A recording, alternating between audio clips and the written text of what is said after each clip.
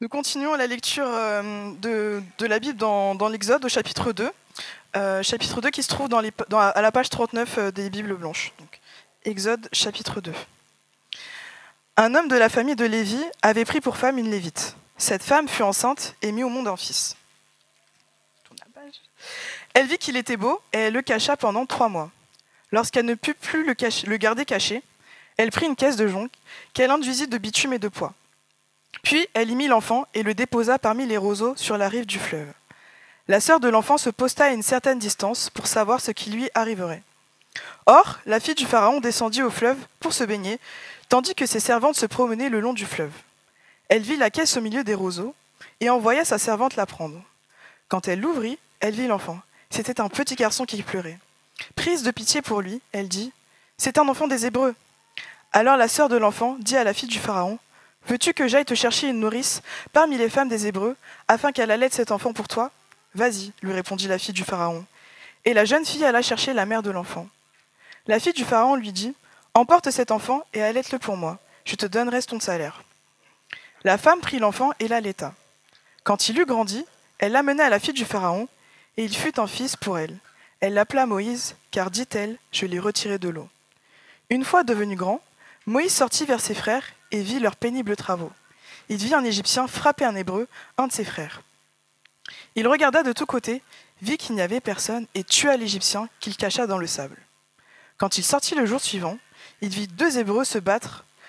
Il dit à celui qui avait tort, « Pourquoi frappes-tu ton prochain ?» Cet homme répondit alors, « Qui t'a établi chef et juge sur nous ?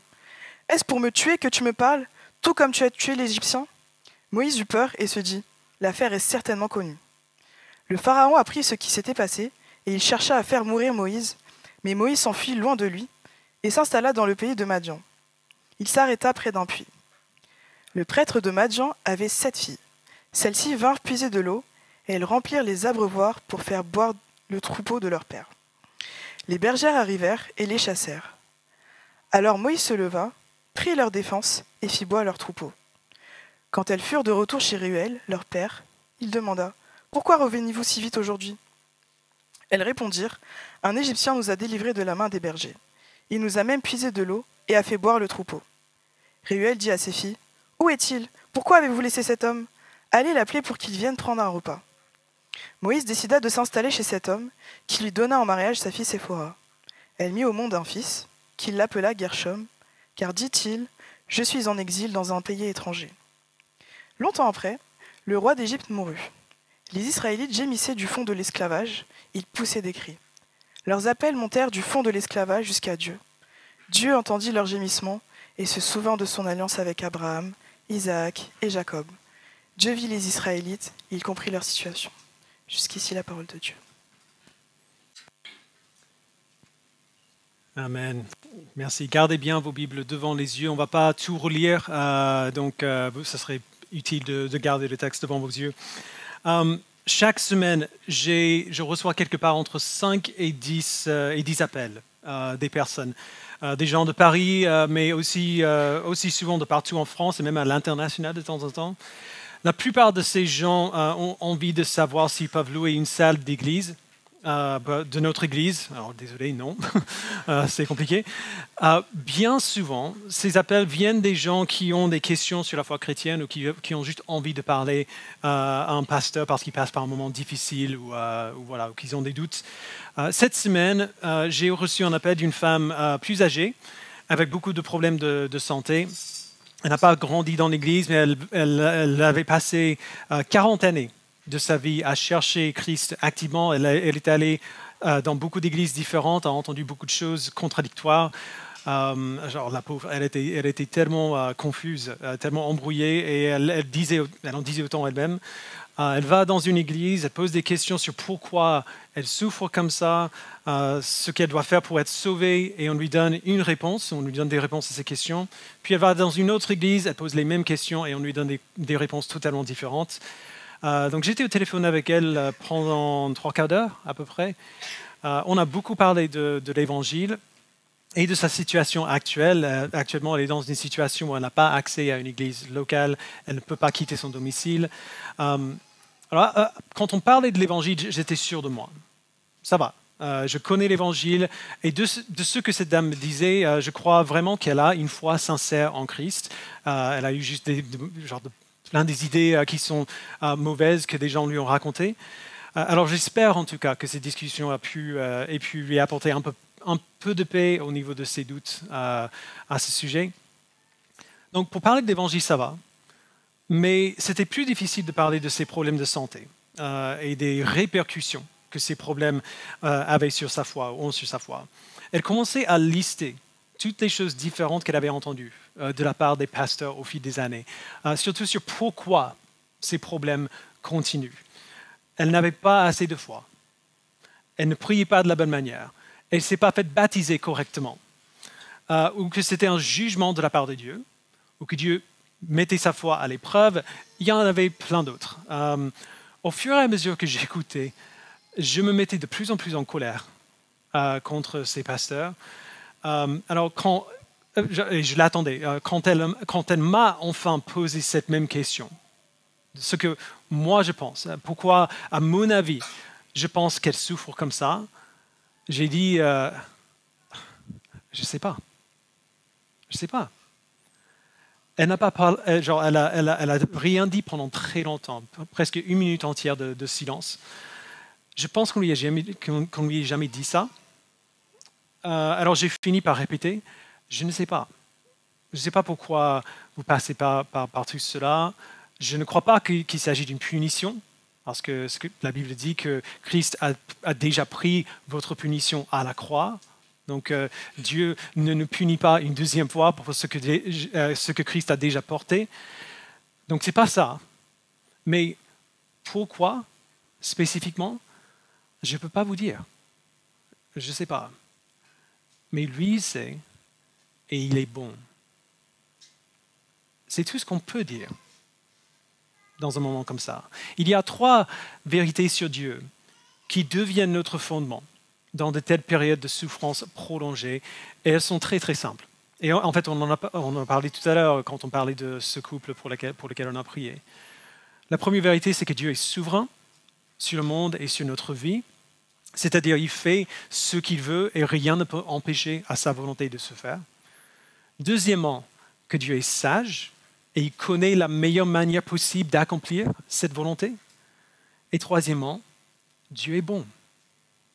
Alors même si nous ne savons pas pourquoi il fait ce qu'il fait, nous pouvons nous reposer dans la vérité qu'il est bon et que lui, il sait. Si vous vous en souvenez, nous avons laissé le peuple d'Israël la semaine dernière dans un état misérable. Ils ont été ramenés en Égypte par leur frère Joseph. Ils se sont multipliés, ils sont devenus nombreux et puissants. Alors le pharaon, le roi d'Égypte, a eu peur des Hébreux et a décidé de les soumettre à l'esclavage et a donné l'ordre de tuer tous les garçons nouveau-nés pour essayer d'empêcher la croissance de ce peuple. C'est une situation affreuse dans laquelle on ne peut rien trouver de bon si on regarde d'un point de vue humain. Mais c'est bien dans cette situation que Dieu œuvre déjà pour les secourir. Alors, comme j'ai dit, gardez bien le texte devant vos yeux. On va relire la première partie ensemble. Au début d'Exode chapitre 2, nous rencontrons une famille. On ne sait pas qui ils sont exactement, à part qu'ils étaient de la tribu de Lévi. Cette famille lévite apprend qu'ils vont avoir un enfant, qu'ils vont avoir un bébé. Alors vous imaginez la terreur de ces 9 mois. Non seulement ils ont déjà peur de toutes les choses ordinaires qui peuvent se passer pendant une grossesse, et à l'époque, les problèmes étaient bien plus fréquents qu'aujourd'hui parce que voilà, pas d'hôpital. Ils devaient gérer la peur de ne pas savoir si leur enfant serait un garçon. Si c'est une fille, ça va. Si c'est un garçon, sentence de mort dès qu'il sort. C'est exactement ce qui arrive finalement. Verset 1, encore, on va relire. Un homme de la famille de Lévi avait pris pour femme une Lévite. Cette femme fut enceinte, elle mit au monde un fils. Elle vit qu'il était beau et le cacha pendant 3 mois. Lorsqu'elle ne put plus le garder caché, elle prit une caisse de jonc qu'elle enduisit de bitume et de pois, puis elle y mit l'enfant et le déposa parmi les roseaux sur la rive du fleuve. Juste un instant, on peut se poser la question, mais est-ce que c'est mieux? Est-ce que c'est mieux? Honnêtement, je ne sais pas. Mais qu'est-ce qu'on ferait à sa place? Peut-être que, j'ai des suspicions, je vais en mentionner une tout à l'heure, mais est-ce que c'est vraiment mieux? Je ne sais pas, mais au moins c'est quelque chose. On fait ce qu'on peut dans une situation désespérée comme ça. Bref, verset 4, la sœur de l'enfant se posta à une certaine distance pour savoir ce qui lui arriverait. Or, la fille du Pharaon descendit au fleuve pour se baigner tandis que ses servantes se promenaient le long du fleuve. Elle vit la caisse au milieu des roseaux et envoya sa servante la prendre. Quand elle l'ouvrit, elle vit l'enfant. C'était un petit garçon qui pleurait. Prise de pitié pour lui, elle dit, c'est un enfant des Hébreux. Alors la sœur de l'enfant dit à la fille du Pharaon, veux-tu que j'aille te chercher une nourrice parmi les femmes des Hébreux afin qu'elle allaite cet enfant pour toi? Vas-y, lui répond la fille du Pharaon. Et la jeune fille alla chercher la mère de l'enfant. La fille du Pharaon lui dit, emporte cet enfant et allaite-le pour moi, je te donnerai ton salaire. La femme prit l'enfant et l'allaita. Quand il grandit, elle l'amena à la fille du Pharaon et il fut un fils pour elle. Elle l'appela Moïse, car, dit-elle, je l'ai retiré de l'eau. Alors c'est une série d'événements assez extraordinaires, déjà. Ma suspicion, comme je disais avant, j'ai une suspicion de pourquoi, de ce qui s'est passé avec ce panier qu'elle a fait.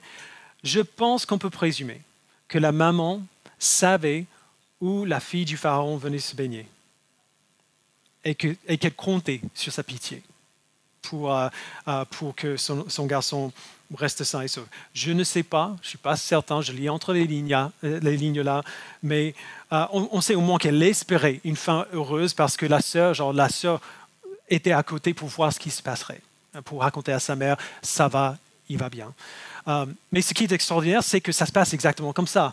On arrive à la fille du Pharaon et non seulement elle n'obéit pas au commandement de son père, le roi d'Égypte, non seulement elle n'obéit pas à son commandement de noyer le bébé dans la rivière, eh bien, elle prend pitié de l'enfant.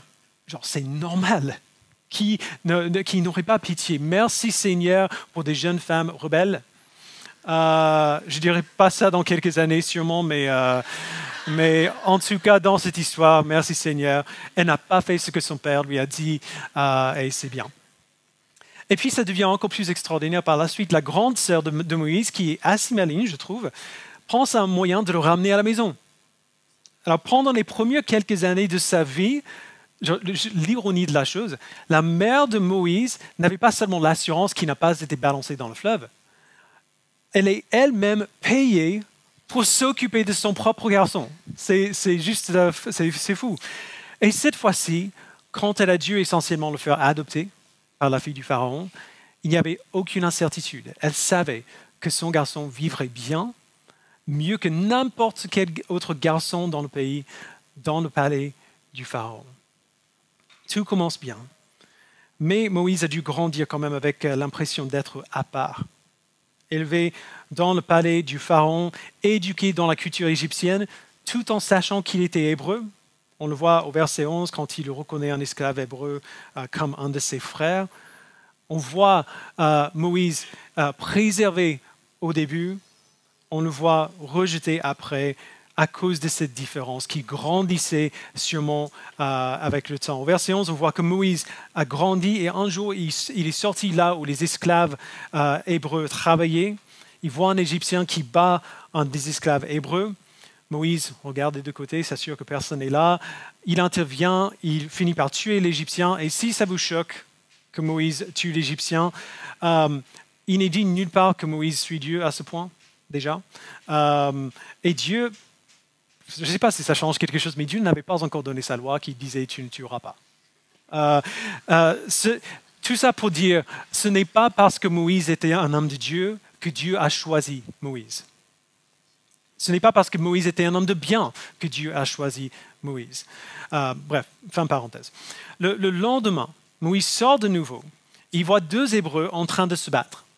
Encore une fois, il essaie d'intervenir, mais cette fois-ci, un homme de son propre peuple se retourne contre lui.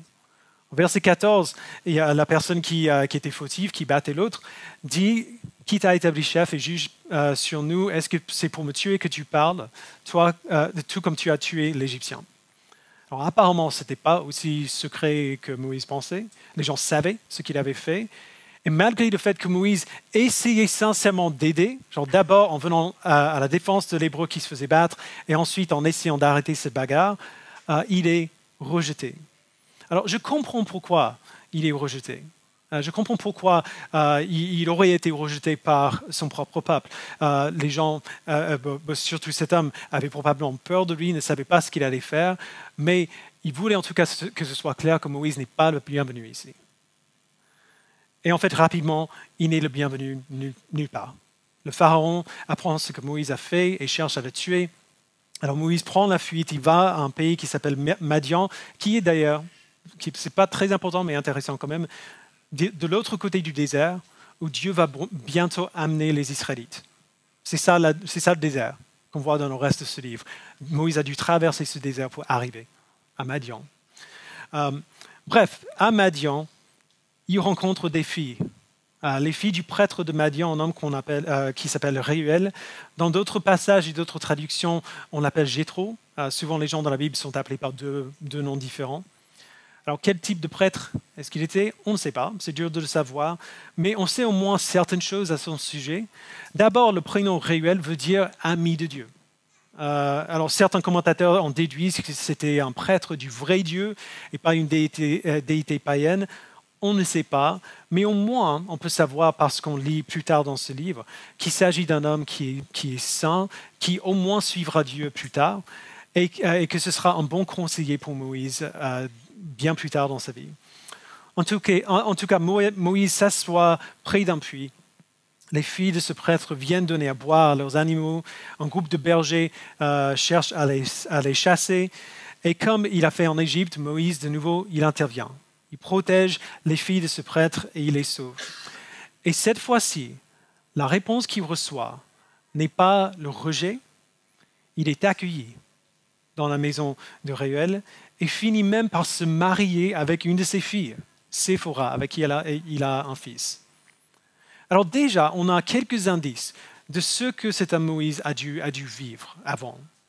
En grandissant en Égypte, il connaissait sa propre histoire assez bien pour savoir qui il était. Alors que même s'il a été élevé et éduqué comme un Égyptien, il faisait partie du peuple israélite. Alors chez lui, dans la maison du Pharaon, il était étranger.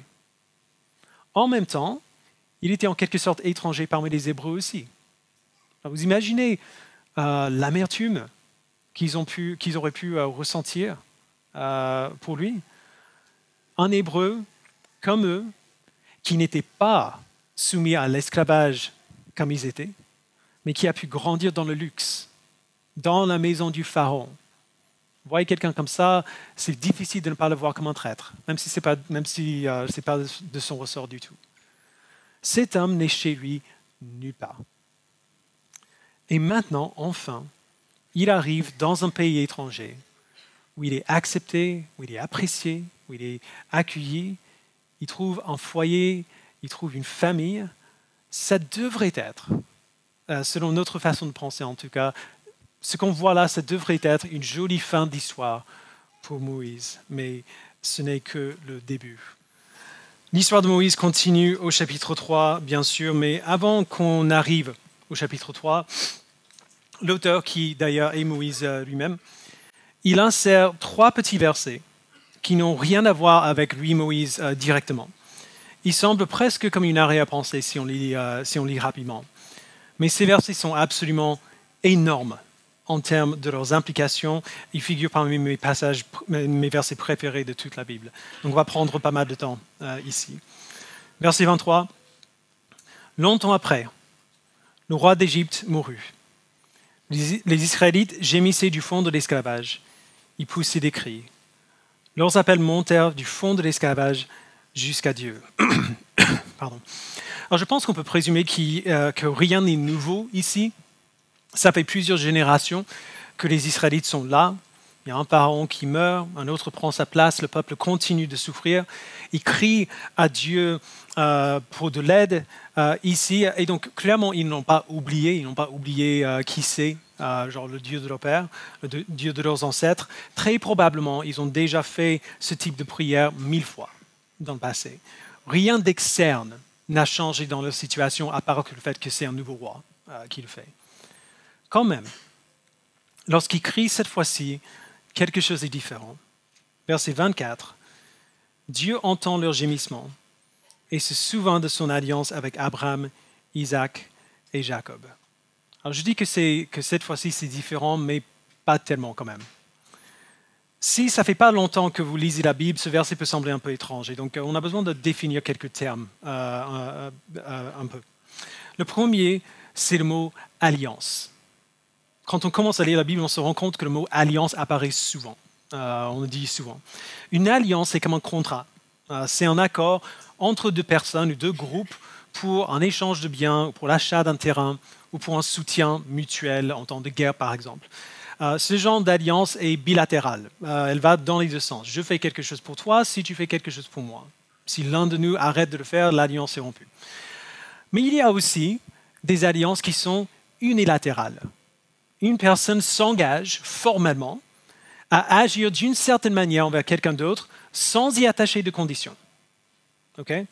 C'est ce type d'alliance que Dieu a faite avec Abraham, Isaac et Jacob. C'est une promesse dans laquelle Dieu s'engage, il s'oblige lui-même à multiplier leur famille, à leur donner le pays de Canaan et à bénir toutes les nations de la terre à travers eux. Les Israélites, donc les descendants d'Abraham, ont commencé à se multiplier, donc ça commence déjà un peu, comme on l'a vu dimanche dernier, mais le reste de l'alliance n'est pas encore accompli. Alors maintenant, quand le peuple crie à Dieu, il entend leurs gémissements et il se souvient de son alliance avec Abraham, Isaac et Jacob. Et ça, voilà l'autre mot qu'on a besoin de définir dans le contexte de cette histoire, le mot se souvenir. Alors bien sûr, on peut vouloir dire deux choses différentes quand on dit qu'on se souvient de quelque chose. La première, c'est qu'on se souvient de quelque chose qu'on avait oublié.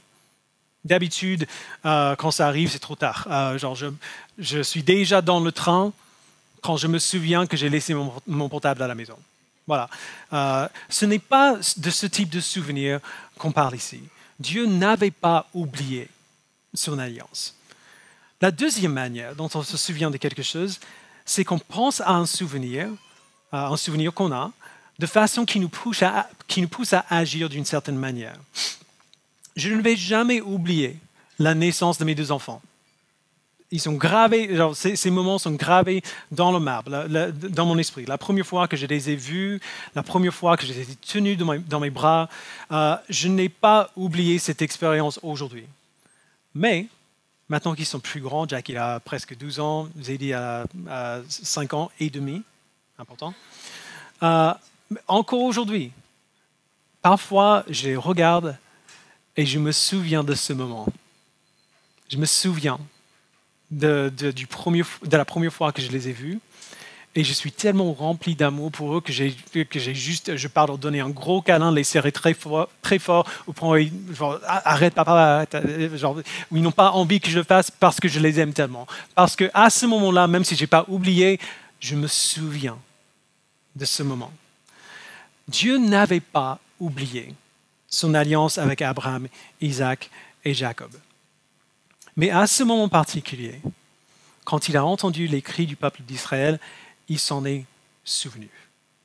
Il y a pensé de façon qui l'a poussé à agir. Pourquoi? Parce que c'était le bon moment. Et puis le verset 25 nous donne cette petite phrase qui est finalement très grande. Dieu vit les Israélites, y compris leur situation. Alors la traduction littérale de cette phrase ne marche pas très bien en français, mais quand même elle est énorme. La traduction littérale de l'hébreu ici, c'est Dieu vit les Israélites et il sut. C'est tout ce que le texte original dit. Qu'est-ce qu'il a su exactement? Qu'est-ce qu'il savait? Eh bien, il savait tout qu'il aurait pu savoir à leur sujet. Il savait ce qu'ils étaient en train de vivre et encore plus important, il savait ce que lui-même il faisait. On vient de lire l'histoire. On peut voir que même avant que le peuple crie vers lui au verset 23, Dieu avait déjà commencé à exécuter son plan pour répondre à leurs cris. Vous voyez, les versets 23 à 25 ne sont pas nécessaires pour cette histoire. Ils ne changent rien sur les faits. Moïse les inclut ici, afin que les premières personnes, les personnes qui lisent cette histoire, au début, les premières personnes, c'était très probablement le peuple d'Israël avant d'entrer dans la terre promise, afin que tout le monde qui lit cette histoire puisse se rappeler que leurs cris vers Dieu ont été entendus et qu'ils n'étaient pas indifférents à leur situation, afin qu'ils puissent être assurés que encore aujourd'hui, ou demain, ou dans 2 semaines, ou dans 10 ans, Dieu entend leurs cris et n'est pas indifférent à leur situation. Il agit au moment qu'il choisit, mais il entend, il voit, il sait. Le plan de Dieu n'est pas toujours ce qu'on entend. Dieu avait entendu les cris du peuple depuis toujours, mais il n'avait pas encore agi pour eux dans cette situation de façon visible, en tout cas visible pour eux, parce que ce n'était pas le bon moment. C'est dur pour nous d'accepter cela. Souvent, on est tellement sûr que le plan de Dieu pour moi, le plan de Dieu pour son peuple, ça ne peut pas être ça. Sûrement, ce n'est pas ça. Ce qui se passe dans ma vie, sûrement, ce n'est pas son plan. Mais on a besoin de penser plus grand. Les plans de Dieu sont bien plus grands que nous-mêmes. Son plan n'est pas principalement d'alléger notre souffrance. Son plan vise la guérison de toute souffrance. C'est beaucoup plus grand. Dieu sait. Il n'a pas oublié son alliance avec son peuple. Même si pour eux l'attente a dû sembler interminable, Dieu a été fidèle à ce qu'il avait promis. Et la même chose est vraie à travers tout le récit biblique et à travers toute l'histoire humaine. Dieu sait, il est fidèle. Pour le peuple d'Israël, dans cette histoire, Dieu sait, il est fidèle. Déjà, il s'est préparé. Il a délivré Moïse en tant que bébé. Il a préservé Moïse quand le Pharaon a voulu le tuer. Il a placé Moïse là où il devait être, afin que Moïse soit au bon endroit et qu'il ait la bonne disposition de cœur pour répondre à l'appel de secourir son peuple, qu'on voit dans le chapitre suivant. Pour le peuple d'Israël, dans cette histoire, Dieu sait ce qu'il fait. Pour tout son peuple, même après, Dieu sait. Il est fidèle. Qu'est-ce qui se passe bien plus tard dans l'histoire? Si vous lisez un peu la Bible, vous allez rapidement le voir, et ce n'est pas un accident que l'histoire de Moïse, de bien des manières, reflète l'histoire de Jésus-Christ. Quand Dieu faisait toutes ces choses avec Israël, il savait déjà exactement ce qu'il allait faire avec Christ. Par exemple, le peuple d'Israël était en Égypte, loin du pays que Dieu leur avait promis pendant 400 ans, avant que Dieu vienne à leur secours à travers Moïse. Bien plus tard, les prophètes ont disparu. Le peuple a attendu que Dieu accomplisse enfin les promesses données par ses prophètes, qu'il envoie le Messie, le Sauveur. Le peuple d'Israël a été en Égypte pendant 400 ans. Il s'est passé combien de temps entre le dernier prophète et la venue de Christ? 400 ans. Dieu protège le Sauveur Moïse, Sauveur avec un petit S. Il le protège d'un roi meurtrier qui tue les petits garçons de son peuple. Le Sauveur Jésus, lui aussi, est protégé d'un roi meurtrier qui tue les petits garçons de son peuple. Moïse intervient pour sauver à 2 reprises. Sa tentative de défendre son peuple est rejetée par au moins une personne parmi eux. Mais son intervention pour les filles de Réuel est acceptée avec reconnaissance. Jésus aussi intervient pour sauver. Son salut est rejeté par tous, sauf quelques-uns parmi son peuple, mais il est accueilli et accepté par certains, et même par des personnes qui ne sont pas de son peuple, comme Moïse. Et ça continue dans l'histoire de Jésus, et ça continue encore aujourd'hui. Rien de tout cela n'est un accident. Pas seulement pour le peuple d'Israël, mais pour tout le peuple de Dieu, pour nous et pour tous les saints à travers l'histoire. Dieu sait. il est fidèle. Au bon moment, dans le bon contexte, Christ est venu pour nous délivrer. Il a vécu notre vie, subi notre mort et ressuscité pour notre justification. Alors pourquoi est-ce qu'il ne l'a pas fait plus tôt, ou plus tard, ou de manière différente? Je ne sais pas. Mais lui, il sait. Il est fiable. Il est fidèle. Il se souvient toujours de son alliance avec nous, la nouvelle alliance qu'il a établie par le sang de Christ. Dieu n'a aucune obligation naturelle envers nous. Il ne doit rien. Mais en établissant son alliance, Dieu s'est obligé lui-même à sauver son peuple, à nous aimer, à nous pardonner et à se servir de tout ce qui nous arrive pour notre bien et pour sa gloire. C'est ce qu'on voit à travers toute la Bible. Dieu sait ce qu'il fait. Il fait des promesses et il est fidèle pour les accomplir. Il a un plan et il exécute parfaitement son plan. Et on peut appliquer cette vérité depuis des moments gigantesques de l'histoire jusqu'aux plus petites circonstances de notre vie. Alors c'est dur de le faire. Il y a une tension ici. Il y a une tension entre Dieu qui œuvre pour sa gloire, qui œuvre même dans cette histoire avec le Pharaon. C'est pourquoi je t'ai suscité, pour montrer ma puissance et montrer au monde entier ma gloire. C'est pour ça que Dieu agit. C'est la grande échelle de son plan. Il y a quand même une tension entre ce grand plan et les promesses que, par exemple, toute chose concourt au bien de ceux qui aiment Dieu et qui sont appelés selon son dessein. On a parfois une mauvaise idée de ce que c'est que notre bien. Mais cette vérité que Dieu sait ce qu'il fait, qu'il est fidèle, qu'il est sage et qu'il est bon, s'applique à tout, depuis les moments gigantesques de l'histoire jusqu'aux plus petites circonstances de notre vie. Alors, certains parmi vous, je ne connais pas tout le monde ici, mais je connais assez de vous, assez bien pour le savoir. Certains parmi vous, vous êtes dans un moment vraiment excellent dans votre vie. Vous avez l'impression que tout va comme vous voulez. Alors, des choses marchent. Ça se passe comme je voulais. Et si c'est le cas, si vous êtes simplement heureux, merci Seigneur pour cela. Mais j'ai assez appris pour savoir que plus souvent ce n'est pas le cas, et si c'est le cas, ça ne va probablement pas durer. La plupart d'entre nous, nous luttons avec quelque chose. Et les luttes qui se passent dans cette pièce sont aussi variées que nous-mêmes. Certains d'entre vous luttez avec la dépression ou l'anxiété. Vous avez peut-être des problèmes de santé sérieux que vous gérez, on sait que c'est le cas.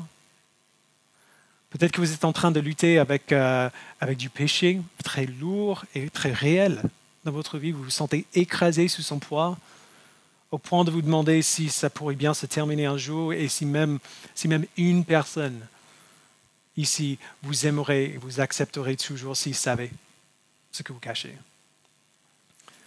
Peut-être que vous luttez avec des blessures, des abus passés que vous avez subis, ou alors vous luttez avec la tentation d'agir de manière abusive.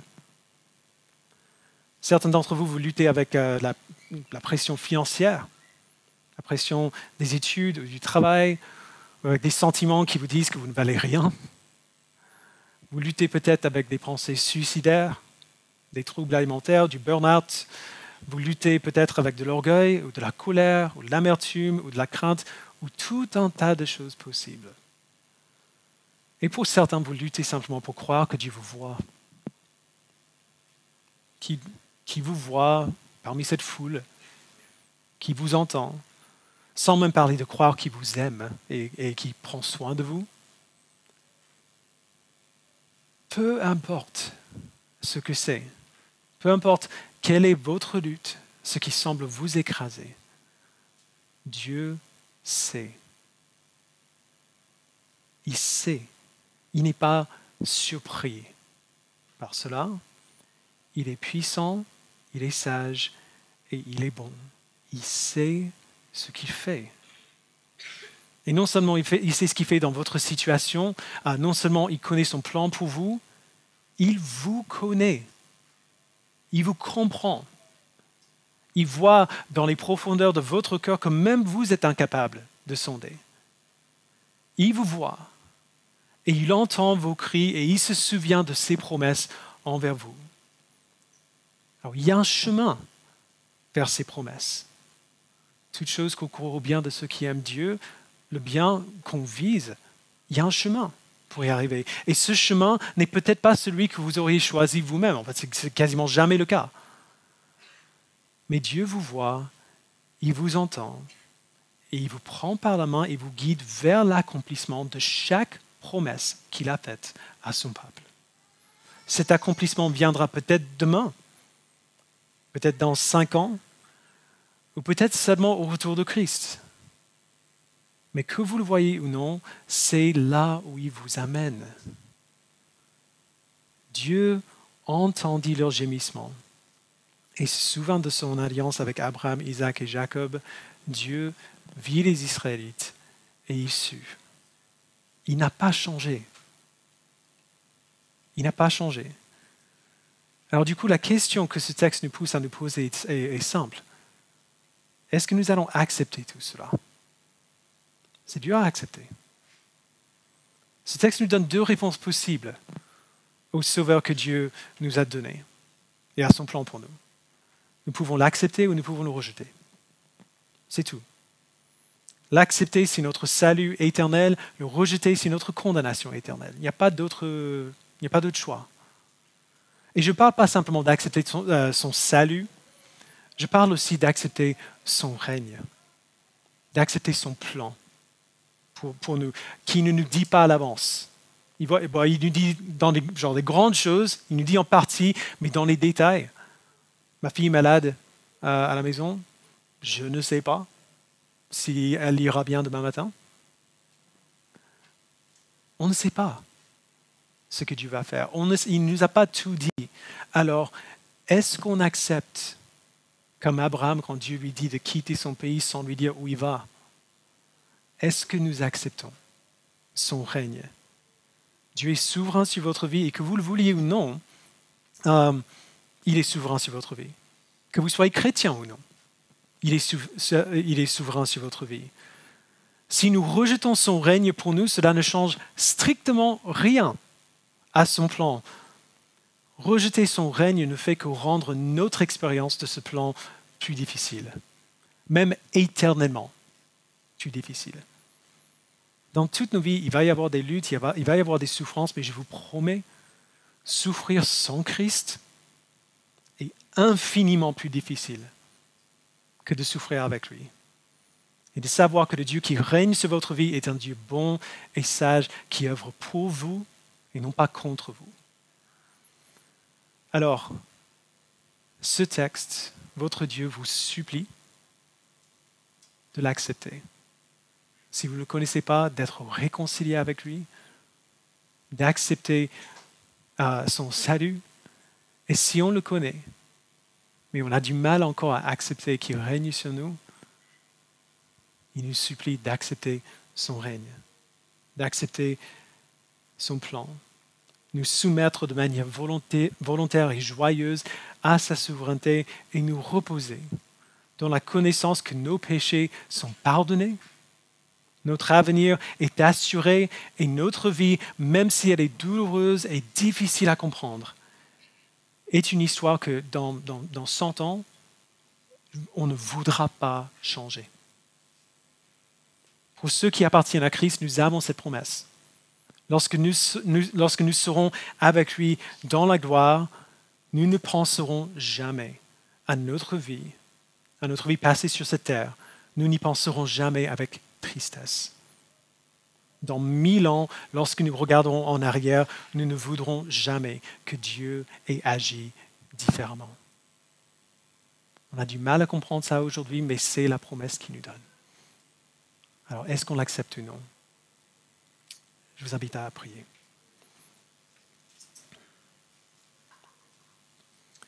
Père, tu vois à quel point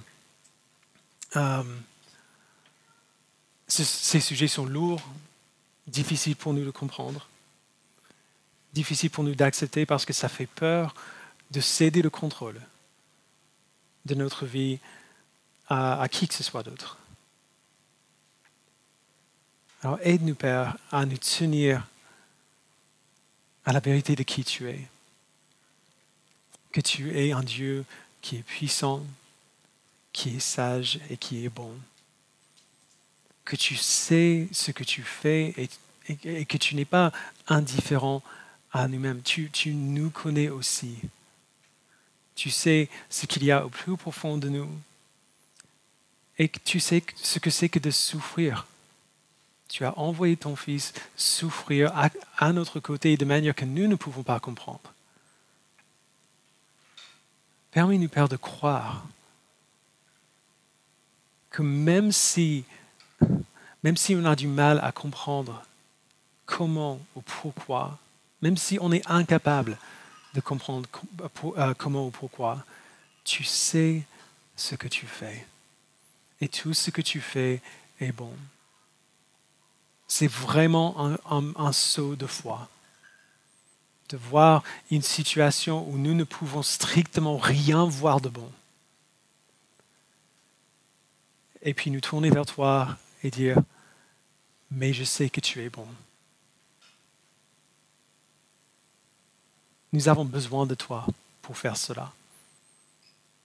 Alors Père, pour les gens qui souffrent ou qui souffriront, je prie que tu donnes ton esprit, afin que nous puissions tous répondre de la bonne manière à ces choses qui viennent.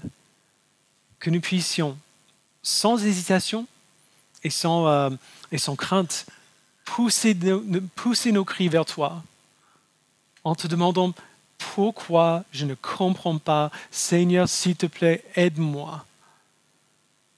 Et en attendant la réponse, lever les yeux vers toi et dire, d'accord, je sais que tu es bon, je te fais confiance. Donne-nous ce qu'il faut pour pouvoir faire cela, même s'il faut le faire 100 fois chaque jour. Merci de nous donner cette assurance joyeuse dans ta bonté. Au nom de Jésus-Christ, nous le prions. Amen.